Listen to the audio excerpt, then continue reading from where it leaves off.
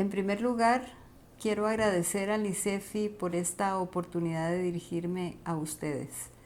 Mi nombre es Ana Lucrecia Molina Teisen, soy la hermana mayor de Marco Antonio Molina Teisen, un niño desaparecido por la G2 del Ejército el 6 de octubre de 1981. En realidad, Guatemala es muchos países, múltiples realidades que se superponen y se ignoran mutuamente.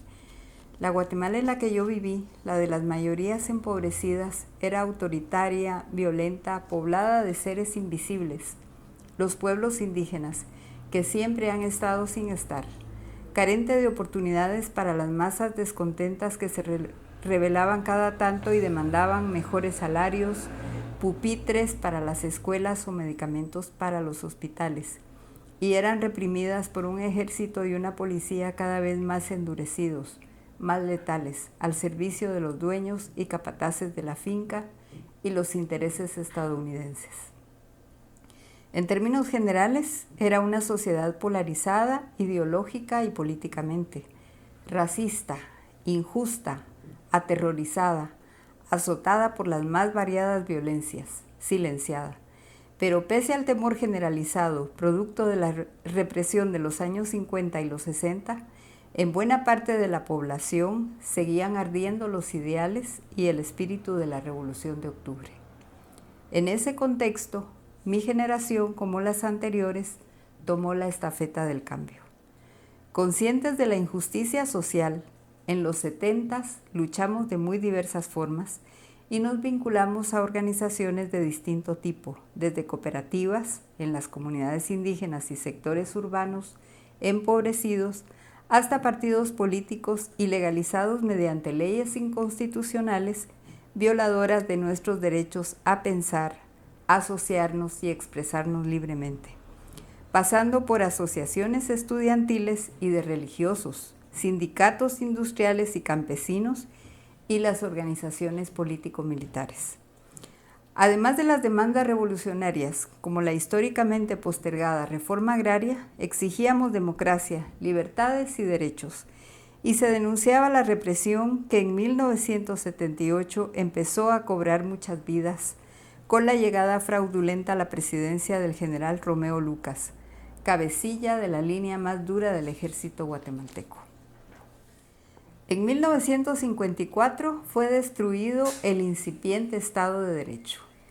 Entre los años 50 y los 80, Guatemala fue gobernada por dictaduras militares de corte contrainsurgente, impuestas mediante fraudes electorales o golpes de Estado, que asumieron la postura estadounidense sobre la amenaza comunista internacional, el bloque de los países socialistas e interna, el Partido Guatemalteco del Trabajo, de ideología marxista proscrito en 1954. Además estaban las organizaciones izquierdistas en el contexto internacional de la Guerra Fría.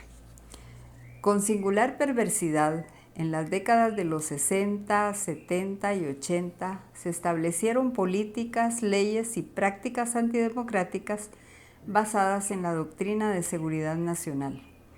Esta fue un componente primordial de la política exterior estadounidense después de la Revolución Cubana, con la que los Estados Unidos se propusieron cerrarle el paso a otro régimen procomunista en el hemisferio.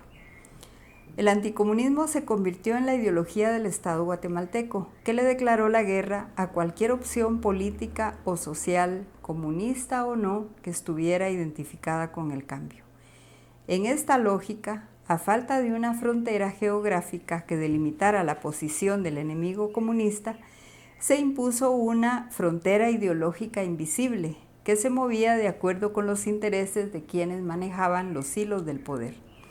Así, comunista podía ser cualquiera que se manifestara contra un estado de cosas profundamente injusto, desobedeciera el mandato de silencio y obediencia o tuviera ideas opuestas a las de los militares, los capataces de las fincas, la jerarquía eclesiástica conservadora o los empresarios antisindicalistas.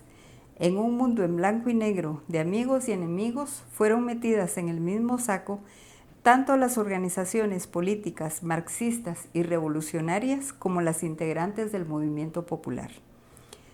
Pero, aunque el conflicto guatemalteco se dio en ese contexto internacional polarizado, no se pueden hacer a un lado sus causas inmediatas.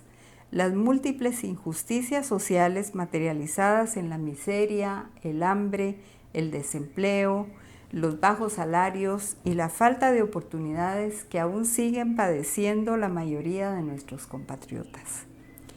En la puesta en práctica de la doctrina de seguridad nacional, el ejército guatemalteco se convirtió en una fuerza de ocupación, declarando como enemiga a buena parte de la población. Las leyes fueron letra muerta, se militarizaron las instituciones y la vida social y política del país. Desapareció la independencia de poderes, en particular la judicial. Para evitar ser investigados y castigados, construyeron un régimen de impunidad. El poder ejecutivo, dominado por militares, impuso jueces y magistrados afines y asesinó o desapareció a profesionales apegados a la ley. En aquellos años, mediante gobiernos dictatoriales, los sectores de poder, en lugar de satisfacer las demandas sociales, empleo, educación, salud, vivienda, sueldos decorosos, seguridad social y políticas como derechos y libertades, le dieron una respuesta militar violenta y represiva a la conflictividad. Esta insatisfacción sigue vigente porque también lo están las complejas y críticas situaciones políticas, sociales y económicas de carácter estructural que históricamente han configurado una de las sociedades más desiguales e injustas de la región. Sí, en los 2 primeros tercios de los 70, con un movimiento popular en alza, hubo estados de sitio, toques de queda, allanamientos violentos de sedes de organizaciones y residencias, operativos de control y vigilancia y desapariciones forzadas y asesinatos selectivos, tanto en la ciudad como en las zonas rurales. El objetivo era cortarle la cabeza al movimiento popular y revolucionario visto como el enemigo comunista. Como parte de la guerra psicológica, uno de los elementos de la doctrina de seguridad nacional es que fuimos configurados como el enemigo, el peligro, el otro amenazante. Deshumanizados, despojados de dignidad y desciudadanizados, se nos convirtió en objetos, no personas, seres matables, torturables, desaparecibles, que debíamos ser asesinados o desaparecidos para acabar con la amenaza. Comunidades indígenas, líderes e integrantes de organizaciones políticas, sociales, laborales, iglesias, la Universidad de San Carlos, etc. En fin, un arco muy amplio de personas y determinaciones de diversos signos fuimos etiquetadas como tales. En 1978, bajo esa concepción, después de la masacre de Panzós, se puso en marcha un plan para desmantelar el movimiento popular que en momentos privilegiados lograba articular acciones y movilizar decenas de miles de personas. Por ejemplo, en la capital fueron asesinados decenas de dirigentes y se desapareció a muchísimos más. Entre ellos el líder estudiantil universitario Oliverio Castañeda de León y los socialdemócratas Manuel Coloma Argueta y Alberto Fuentes Mohr. Se ilegalizaron todas las organizaciones de trabajadores del Estado y se iniciaron las masacres en el norte y el occidente del país. El objetivo inicial de cortar cabezas se amplió a la eliminación del músculo. Así, paulatinamente la violencia fue escalando hasta convertirse en masiva e indiscriminada. Cualquier persona podía ser víctima de las balas de los cuerpos represivos legales e ilegales. Asimismo, en búsqueda de la legitimación y aceptación pasiva de la violencia y la represión, pusieron en marcha operaciones de guerra psicológica siempre dentro de la visión de la doctrina de seguridad nacional que incrementaron el miedo en una sociedad de por sí ya aterrorizada y silenciada. Entonces, si mataban o desaparecían a alguien, era porque en algo andaba metido, por lo tanto era su culpa y no la de sus victimarios. La lección aprendida a sangre y fuego fue no te metas en política para que no te maten ni te desaparezcan. Los medios no daban cuenta de lo sucedido por la censura prevaleciente o la autocensura, ya fuera por simpatía o por temor. También la población se callaba, asumía el silencio y la apatía como una supuesta autoprotección contra la acción represiva del Estado. Este proceso represivo extremadamente violento, que oficialmente se ha identificado como un conflicto armado interno, desencadenó el genocidio y la desaparición forzada de millares de personas. En las ciudades, las organizaciones sociales y políticas y las comunidades indígenas de las zonas rurales fueron combatidas militarmente y aniquiladas. Actuando al margen de la ley, convirtieron el escenario social en un teatro de guerra, en el que trataron como combatientes armados a colectividades indígenas, políticas, sociales, académicas e intelectuales. Como se ha develado en los casos de genocidio, Sepulsarco, El Nuestro y Creón Paz, se cometieron crímenes de guerra y de lesa humanidad, prohibidos por los convenios de Ginebra, la Constitución y las leyes penales guatemaltecas. Por ejemplo, en irrespeto a las leyes penales y las garantías judiciales, se detenía ilegalmente a personas sin orden judicial. No eran llevadas ante un juez competente en el plazo establecido, ni se las procesaba ni condenaba de acuerdo con los procedimientos legales. No hubo prisioneros políticos. Detenían ilegalmente, mantenían personas en cárceles clandestinas donde las torturaban, las asesinaban y robaban sus cuerpos o los tiraban a las orillas de los caminos y carreteras. Fueron claras violaciones a múltiples derechos humanos, entre ellos la vida, la libertad y la integridad, además de los derechos políticos de libre pensamiento, expresión y asociación, todos ellos consagrados en la Constitución de entonces y en los tratados internacionales que empezaban a tomar vigencia. El ejército, además de militar a la policía, creó grupos paramilitares vinculados orgánicamente a su estructura de inteligencia, entrenados por los ejércitos estadounidense y argentino para interrogar y torturar. Se recurrió a la desaparición forzada como un método para obtener información, aniquilar sin dejar rastros y aterrorizar a familias, grupos de adscripción y a la sociedad entera.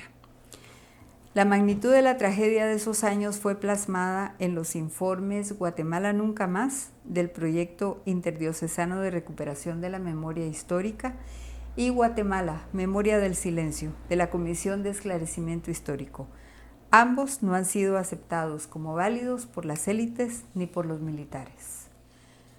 La desaparición forzada de Marco Antonio fue un castigo por la huida de mi hermana Emma de una cárcel clandestina situada en un cuartel militar y por nuestras posturas políticas divergentes. También fue presentada por la Fiscalía como la toma de un rehén para obligar a mi hermana a entregarse al ejército. El 27 de septiembre de 1981, mi hermana Emma Guadalupe Molina Teisen fue detenida ilegalmente en un retén militar. Al requisarla, se le encontraron documentos de una organización política proscrita desde 1954. Fue trasladada al cuartel Manuel Lisandro Varillas de Quetzaltenango, donde fue entregada a la inteligencia militar OG-2. Ellos la mantuvieron 9 días en cautiverio, sometida a interrogatorios violentos en los que fue salvajemente torturada y violada sexualmente en múltiples ocasiones. Padeció, además, hambre, sed y privación de sueño. El 5 de octubre escapó. Al día siguiente, 6 de octubre, agentes de la G2 llegaron a la casa de la familia en la ciudad capital y se llevaron a mi hermano, entonces un niño de 14 años, 10 meses y 6 días, quien aún permanece desaparecido. Después del 6 de octubre del 81, la vida se dividió en 3 etapas. La primera fue buscar a Marco Antonio vivo. Desde el momento de su detención y desaparición hasta el 23 de marzo de 1984, Presentamos numerosos recursos de exhibición personal y mis padres recorrieron el país cegados por el dolor para entrevistarse con comandantes de cuarteles, agentes de la G2 y cuantos militares lograron contactar o personas cercanas a ellos. Hablaron con obispos, arzobispos, embajadores, el jefe de la Policía Nacional, Germán Chupina, periodistas, un sinnúmero de personas. Después del golpe de Estado, presentaron una denuncia ante el Departamento de Investigaciones Técnicas, DIT, antigua Policía Judicial. Publicamos 2 campos pagados. Mi papá y mi mamá hablaron con la esposa de Ríos Montt, miembros de la Iglesia Verbo y funcionarios del gobierno de facto. Y también se unieron a un grupo de familiares de personas desaparecidas, cuyos dirigentes también fueron desaparecidos. Ninguna gestión dio resultado.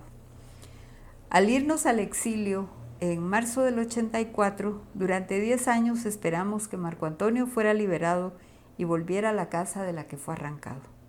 Después de la detención ilegal y muerte de Héctor, esposo de Eugenia y padre de sus 2 niñas, salimos a un exilio que se prolonga hasta hoy. Héctor fue asesinado a golpes en el agrupamiento táctico de la Fuerza Aérea el 27 de febrero de ese año. Allí fue visto por última vez. La etapa actual, la búsqueda de justicia y verdad, se inició entre 1991 y 1994, cuando asumimos que Marco Antonio no iba a volver nunca, que lo habían asesinado. Esa desesperanza mató a nuestro padre el 23 de septiembre de 1994. Costa Rica es la sede de la Corte Interamericana de Derechos Humanos. En 1987 asistí a la audiencia de su primer caso contencioso, que fue la desaparición forzada del hondureño Manfredo Velázquez, y encontré la primera respuesta. Si en Guatemala no podíamos hallar justicia, debíamos acudir al Sistema Interamericano de Derechos Humanos. Una vez iniciadas las gestiones judiciales en Guatemala, consistentes en recursos de exhibición personal, un procedimiento especial de averiguación y la presentación de la demanda penal, en septiembre de 1998 dirigimos nuestra petición a la Comisión Interamericana de Derechos Humanos con la ayuda del Centro por la Justicia y el Derecho Internacional, CEGIL. En 1999 también nos adherimos a la demanda por genocidio en la Audiencia Nacional de España. El proceso internacional culminó con la audiencia celebrada por la Corte Interamericana de Derechos Humanos los días 26 y 27 de abril de 2004 y las sentencias de fondo y reparaciones y costas. 23 años después, el Estado guatemalteco fue condenado por la desaparición forzada de Marco Antonio, el incumplimiento de la prohibición de desaparecer personas, según el artículo 1 de la Convención Interamericana sobre Desaparición Forzada de Personas, y no respetar los derechos de mi hermano a la vida, la integridad y libertad personales, las garantías judiciales, los derechos del niño y la protección judicial. En su sentencia de reparaciones, la Corte ordenó al Estado de Guatemala investigar efectivamente los hechos con el fin de identificar, juzgar y sancionar a los autores materiales e intelectuales. Otras reparaciones muy importantes son la ubicación y devolución de sus restos y la creación de un banco de datos genéticos. Es así como tras casi 12 años de dictada una sentencia cuyo cumplimiento debería ser casi automático, el 6 de enero de este año el Ministerio Público detuvo a 4 militares de alto rango como presuntos responsables de la detención ilegal, violaciones y torturas sufridas por mi hermana y la desaparición forzada de mi hermano.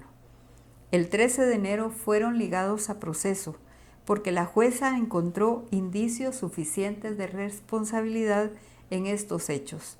Por el momento guardan prisión en el cuartel Mariscal Zavala o están internados en el hospital militar.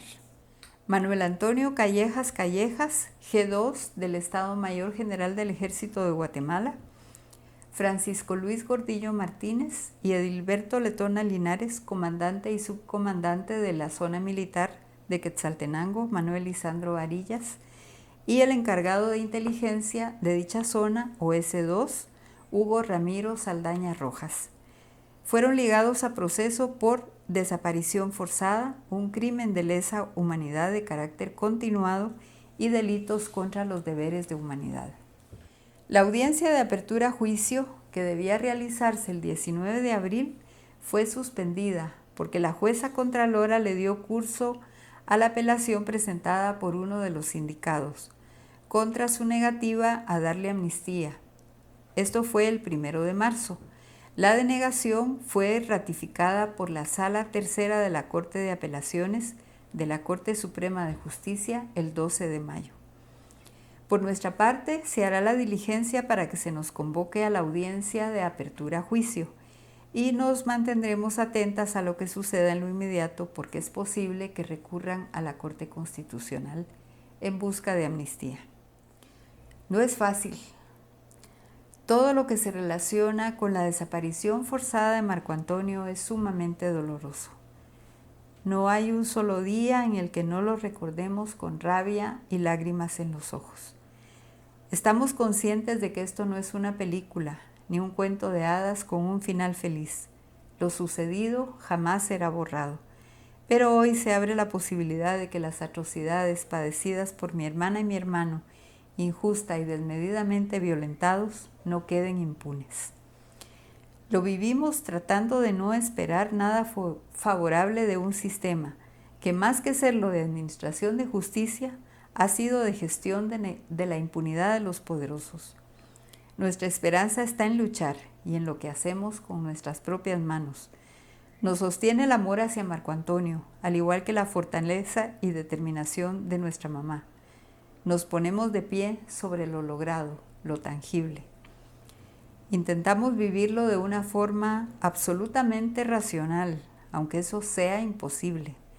Tratamos de ser escépticas y desconfiadas, porque lo que va a suceder no depende de nuestra voluntad. Son muchos los factores en juego. Quizás, al final, si hay un día después de la justicia, sea posible sentir la esperanza, la satisfacción y tal vez, aunque sea un segundo, la felicidad por lo logrado. Estos son sentimientos que afloran dificultosamente en tragedias tan hondas. Durante más de 40 años, hombres investidos de poder actuaron en contra de los mandatos legalmente establecidos y cometieron crímenes atroces. En el mundo al revés, en lugar de resguardar los derechos de las personas que debieron proteger, las detuvieron, las torturaron, les quitaron la vida y se robaron los cuerpos de muchas de sus víctimas en nombre de intereses espurios disfrazados de palabras como libertad y patriotismo. Estas actuaciones inhumanas e ilegales tuvieron un costo humano elevadísimo, que diversas fuentes cuantifican en 200,000 o 250,000 víctimas de asesinatos y desapariciones forzadas. Son hechos que indudablemente provocaron un sufrimiento enorme, no solamente a las familias y sobrevivientes, sino también a la sociedad entera, que relegó sus finalidades, proteger la vida de todos sus integrantes por igual y hacer justicia si falla en esa determinación. En términos de los daños sociales y políticos, la institucionalidad de justicia fue cooptada para reprimir impunemente a la población. La violencia represiva, además, destruyó el tejido social y los lazos de solidaridad y confianza entre las personas y de estas hacia las instituciones.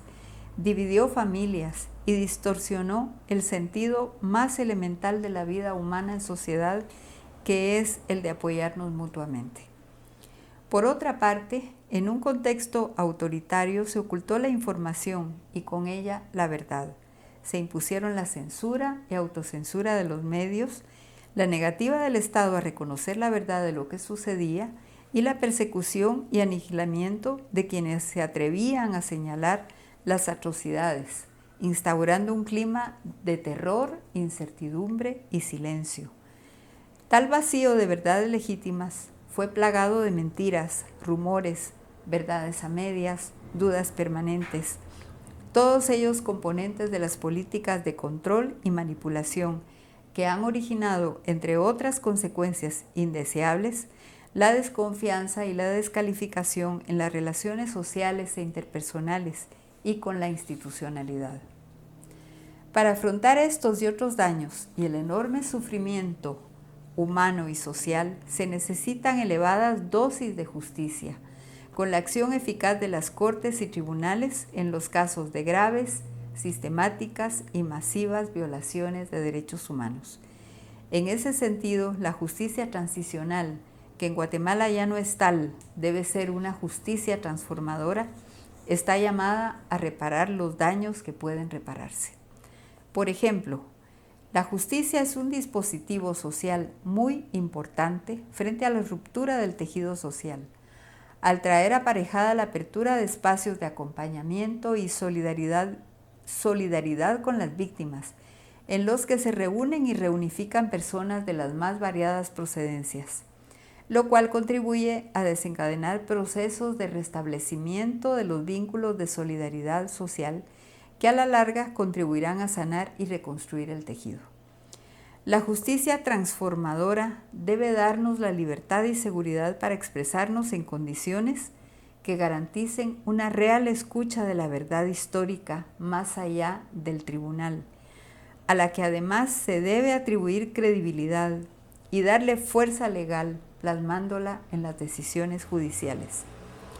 Ojalá que la verdad aflore en los casos de personas desaparecidas y nos permita saber dónde están sus restos para sepultarlas dignamente. Se esperaría también que con el develamiento de la verdad histórica se revierta la culpa de las víctimas, que perversamente la desvía de los responsables y resguarda su impunidad.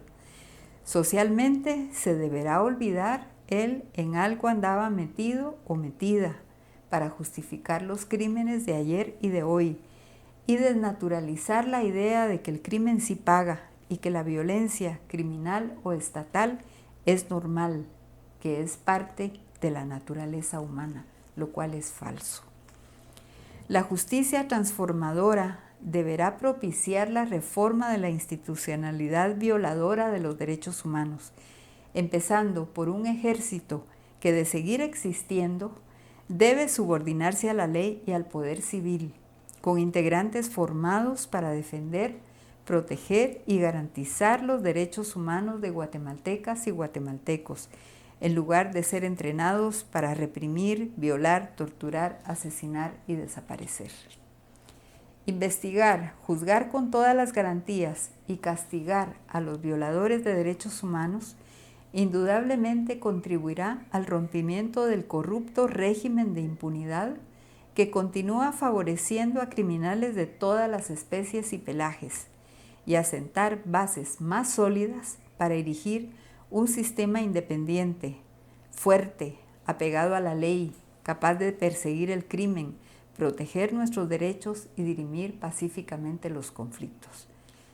La justicia transformadora deberá impulsar medidas que garanticen la no repetición de los crímenes de guerra y de lesa humanidad y contribuir a que no se olvide lo sucedido.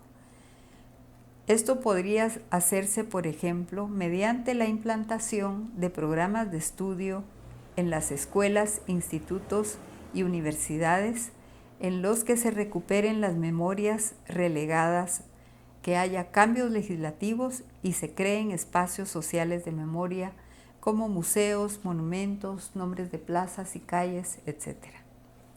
A la par, se deberán organizar espacios de reflexión y concientización para que tome cuerpo y se arraigue la convicción de que nadie, por más poder que tenga, es superior a la ley, que tanto los genocidas, asesinos, torturadores y desaparecedores de ayer, como los ladrones y corruptos de hoy, deben ser juzgados y castigados, no elegidos presidentes, ministros, diputados o magistrados de las altas cortes del país. La justicia transformadora debe ser un momento privilegiado, no solamente para el ejercicio de los derechos de las víctimas, sino también para la realización de un amplio debate social y político, en el que a partir del conocimiento y análisis de la verdad histórica se logren amplios consensos sancionatorios y deslegitimadores respecto de lo sucedido y compromisos hacia el futuro para que nunca más vuelvan a suceder los hechos violatorios a los derechos humanos. A nivel familiar, acceder a la justicia puede ayudarnos a cerrar heridas permanentes y círculos inconclusos, como el de la desaparición forzada de Marco Antonio, que nos mantiene en un duelo perpetuo. Cuando muere un ser querido, los seres humanos recorremos lentamente un camino que va desde la negación hasta la aceptación de la pérdida. Nosotras, familiares de un niño desaparecido, aún no tenemos la certeza absoluta de su muerte. El duelo no se cierra nunca, porque para ello necesitamos la prueba, que no es otra cosa que su cuerpo sin vida. Al no contar con ella, la desaparición forzada se convierte en una interminable tortura psicológica. Saber sin duda alguna qué le sucedió a Marco Antonio, quiénes lo mataron, cuándo y cómo murió, recuperar sus restos y que a los responsables se les aplique un castigo acorde con la ley en un juicio justo, puede contribuir a cerrar ese ciclo en el que estamos atrapadas desde hace 34 años y medio. Además, esperaríamos que la justicia contribuya a restituir nuestra dignidad y a dejar atrás el estigma y la discriminación, la exclusión. No, estoy trabada. Solo faltan 2 párrafos.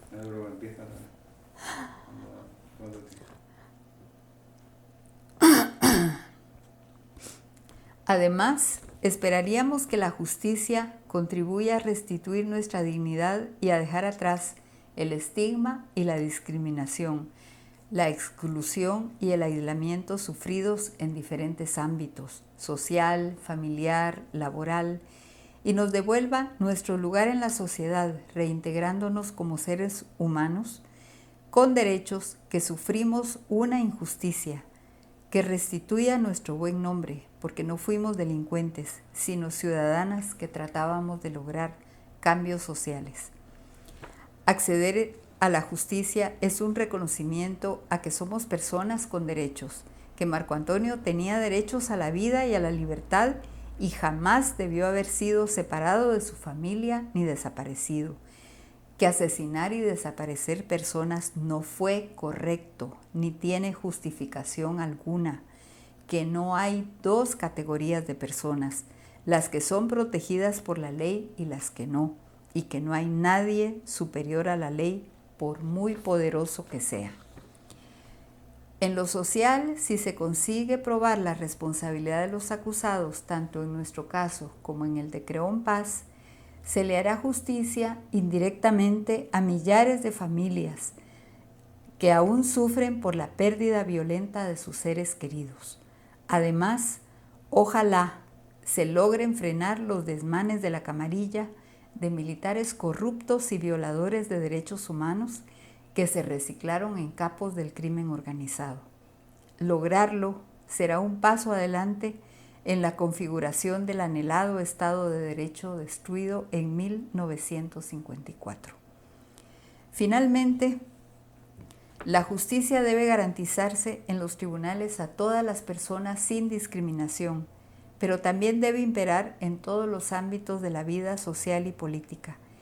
Es imprescindible que haya justicia para que se respeten los derechos humanos y la dignidad de la población guatemalteca y contribuir a la construcción de un país sin impunidad para los crímenes del pasado y del presente, para que no se regateen los salarios decorosos y los que más tienen paguen más impuestos, para que los delincuentes estén purgando penas y no detentando puestos públicos o haciendo negocios aparentemente lícitos, para que nunca más se repitan las atrocidades infligidas por hombres investidos de poder público que hicieron lo contrario a lo establecido por las leyes y para que las víctimas dejemos de serlo y nos convirtamos en ciudadanos y ciudadanas plenos.